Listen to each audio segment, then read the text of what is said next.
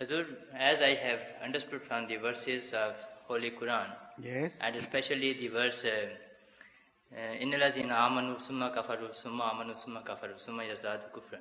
Yes. I don't see any clue that a murtad should be penalized by death.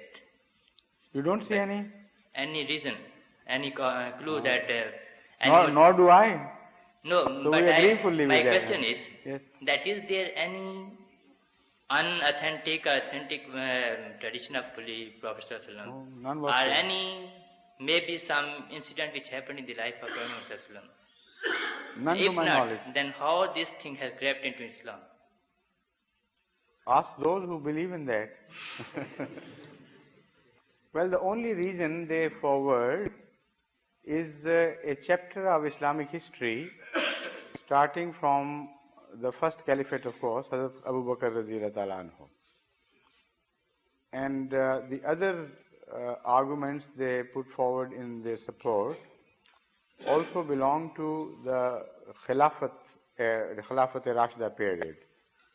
For instance, they also quote Hazrat Ali radhiyallahu ta'ala anhu in their favor.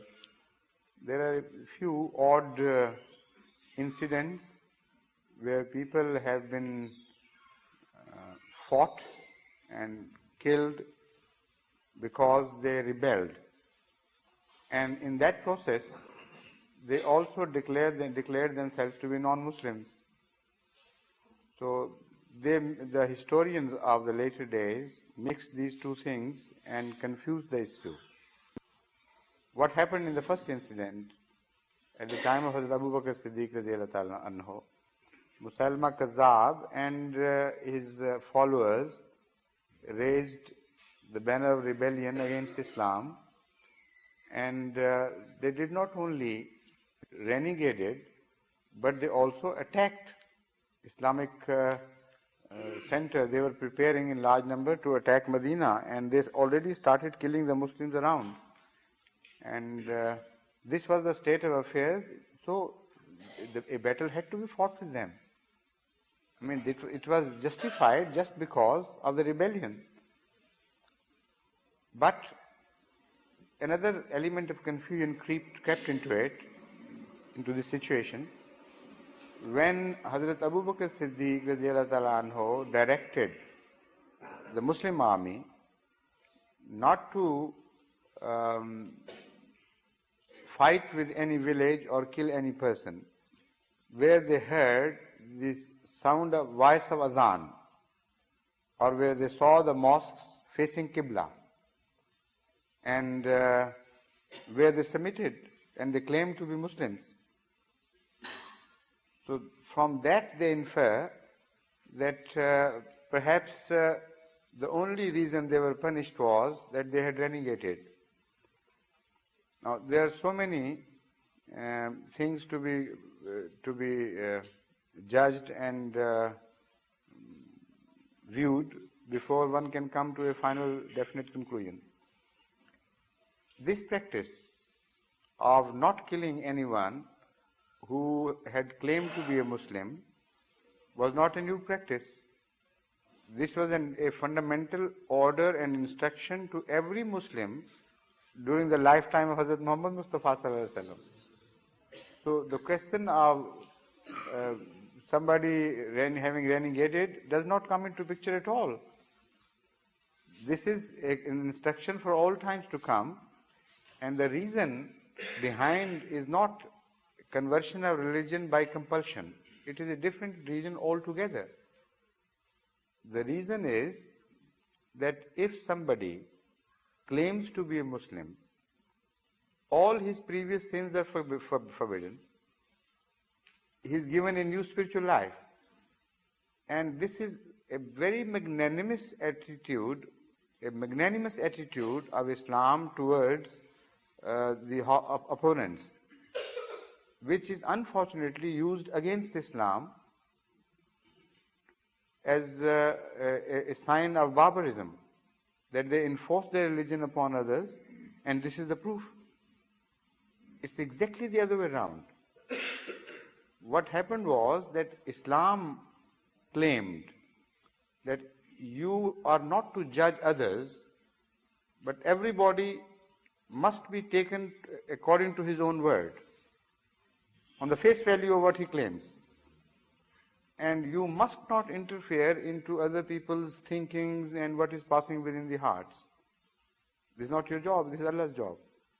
So if somebody claims to be something, professes something, for man it is to accept and not doubt it at all.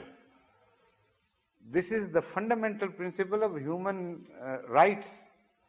It's a grand principle which, if followed even in this modern age, would rid human beings of many problems they are facing today. So, but keep that in mind. Now, if somebody during wartime says, I have become a Muslim, and you still kill him, what would be your position? That is to say, you will say, I know the circumstances in which you have accepted Islam, I doubt your sincerity, or perhaps I know that you are lying. Because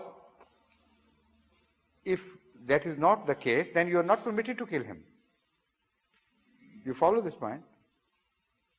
Because if you kill them, you kill a Muslim, and for then the punishment for you as declared by the Holy Quran is everlasting hell. However long it may be, but a sort of everlasting hell. So what is the choice? To forgive or to accept hell? This is exactly the situation in Islam. Not it is not at all for forcing your religion upon others or converting others by force. It is a completely different situation.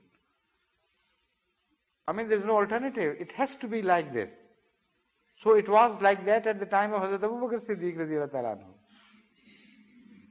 He had to follow his master. He couldn't invent a new Islam. So that is why he said that if somebody claims to be a Muslim, despite the fact that there is every reason we should doubt them, they once accepted Islam, then renegated, then rebelled against Islam, attacked the Muslims. All these factors are weighed against them.